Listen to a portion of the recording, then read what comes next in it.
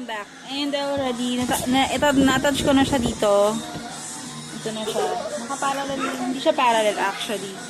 Pinag-dikit ko lang or sunod-sunod yung mga bumbilya. And ako dito, sa mga lalagyan ng ilaw, ito yung connection niya sa likuran.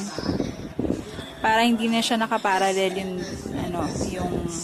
para hindi na masyado marami nakakalat na wire sa likod if ever. Ayan. Nakaganyan na lang siya.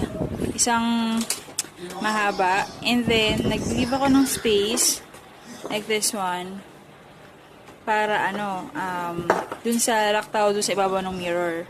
Tapos, another 3 na saksakan ulit ng bulbs. Ayan. Actually, pinagawa ko to sa pinsan ko. Tinulungan niya ako para sa wire siya yung gumawa. Kasi may alam ako pero hindi naman alam na alam syempre. Kaya ayan. Next naman is wala akong gagamitin na switch kasi gusto ko rekta na siya sa ilaw ay sa saksakan. Kapag sinaksak ko, iilaw na siya agad. And hindi ko naman siya laging gagamitin.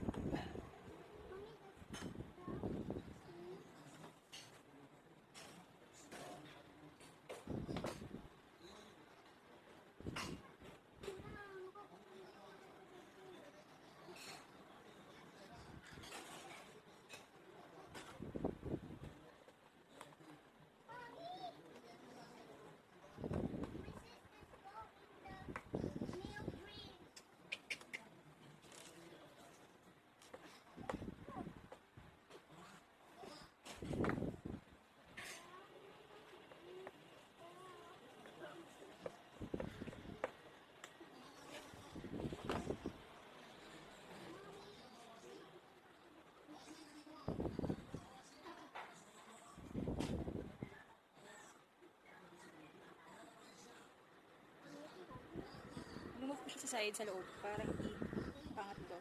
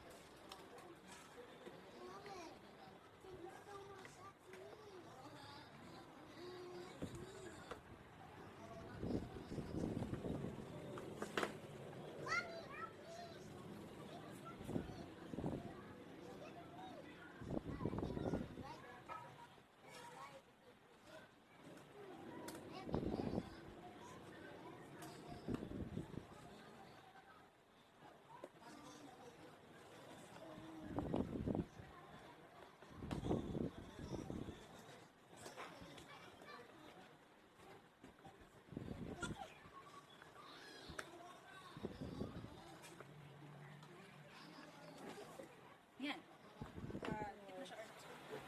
Itong mirror naman ilalagay natin. So ako, hindi ko na siya lalagyan ng glue or kahit na ano sa likuran.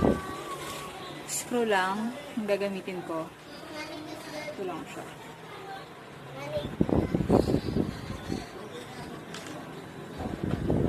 So make sure lang na masikip yung screw para hindi siya malalaglag.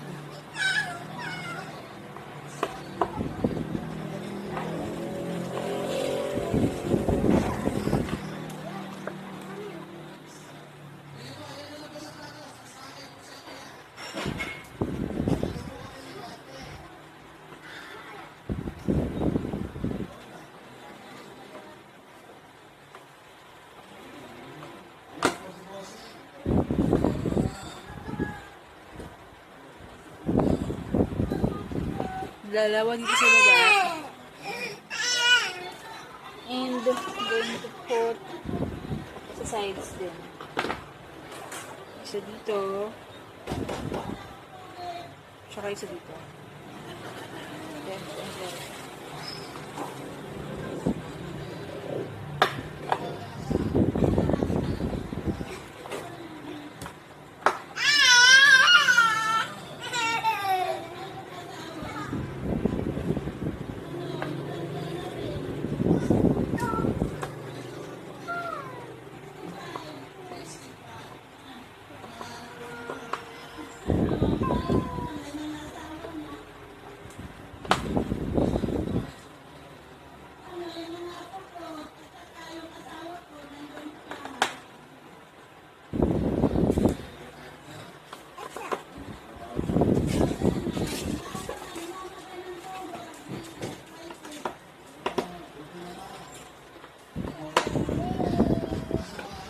Yan. Hindi na siya gagalaw or whatsoever. Oh. Masigit na siya. Ito na siya. And then, ayan, nakikita niyo ako. Ito nakahang dito sa taas. Itong wire na nandito.